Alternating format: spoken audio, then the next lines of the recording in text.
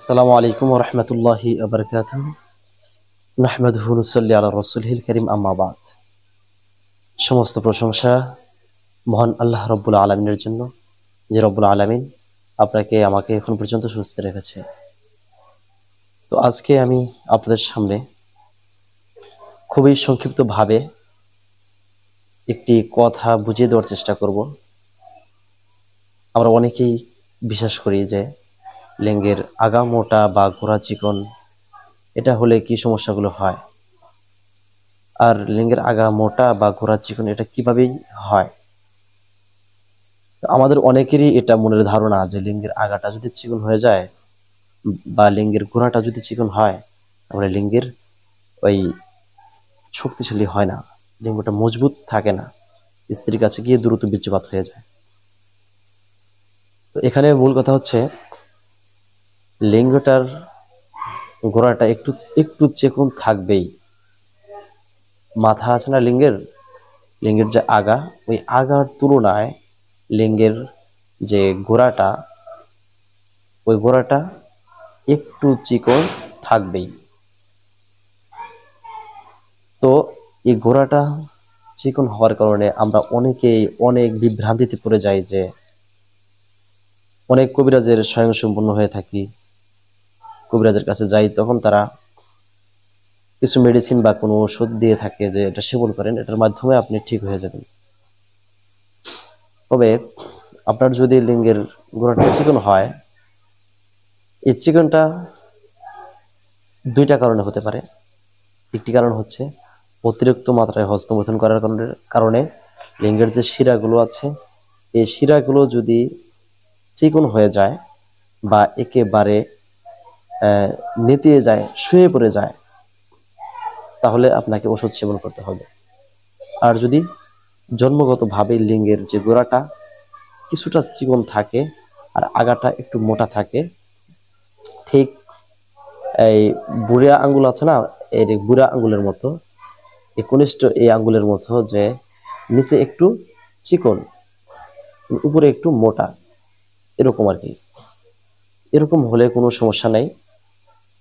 আর যদি অতিরিক্ত মাত্রায় হস্তমৈথুন করার কারণে লিঙ্গের গোড়াটা একেবারে রগগুলো শুয়ে গেছে, তাহলে আপনাকে ওষুধ সেবন করতে হবে। এই ওষুধটা সেবন করার জন্য, আর প্রথমত কথা হচ্ছে, এই ওষুধটি সেবন করার আগে আপনি ওষুধ ছাড়াও আপনি ঠিক হতে পারবেন। হ্যাঁ, অবশ্যই ঠিক হতে পারবেন। তবে আপনাকে অবশ্যই হস্তমৈথুন করা যে বদ অভ্যাসটা, এটা আপনাকে দূর করতে হবে।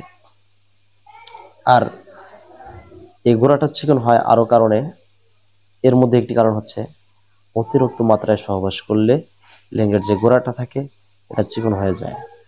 তো আপনারা যারা অতিরিক্ত মাত্রায় সহবাস করেন, বীর্যপাত হয়, বীর্যপাত ঘটান, তারা একটু কমিয়ে দেবেন।